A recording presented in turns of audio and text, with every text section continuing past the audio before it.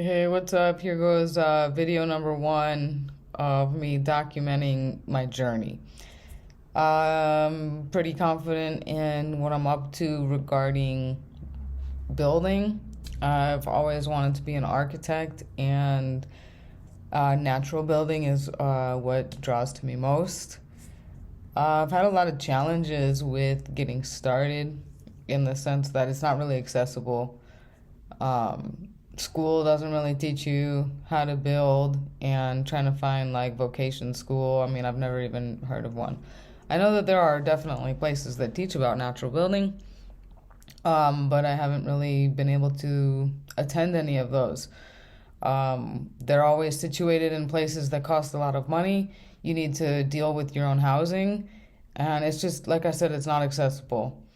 I've found a few places in my travels where people have been working with natural materials and building, and I've done my best to observe what they're doing. I've done a lot of research, I've watched a lot of YouTube videos, and I know about materials and things like that.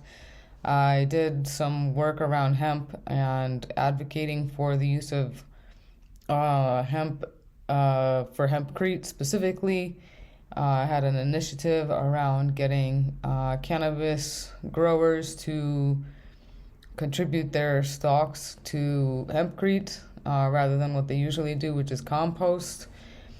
And that was in Oregon, and I've since moved to New Mexico because in New Mexico they have a tradition here of adobe, and adobe is kind of like cob.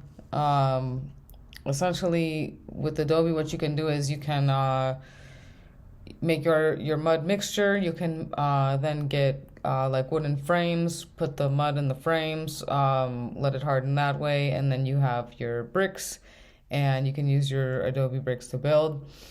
It's pretty time consuming, and you're up against the weather, and you also need the right materials to make the correct ratios for your bricks. So again, not that accessible, not that easy. The design that I've been working with has been in my mind for well over a decade. I've found like different opportunities where I can try and work on this design either with CAD or with like small models of sorts. And for a while, I just never thought it would be possible to get it to code. And recently, I thought, why don't I try? And I've been working on understanding code a little bit better, trying to get over that hurdle.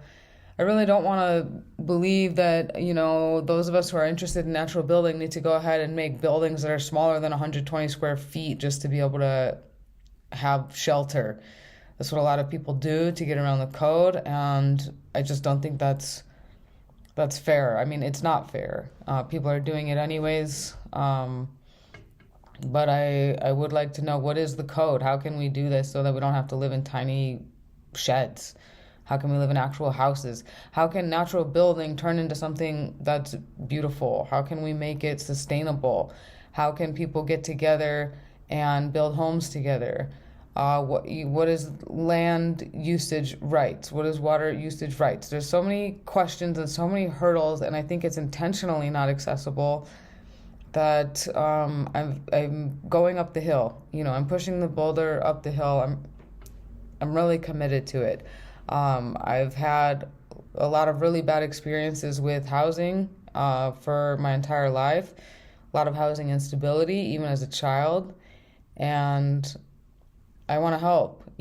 Like, it's not just for me. Granted, I do want my own home where I can feel safe. And ultimately, I really want to provide this for as many people as possible.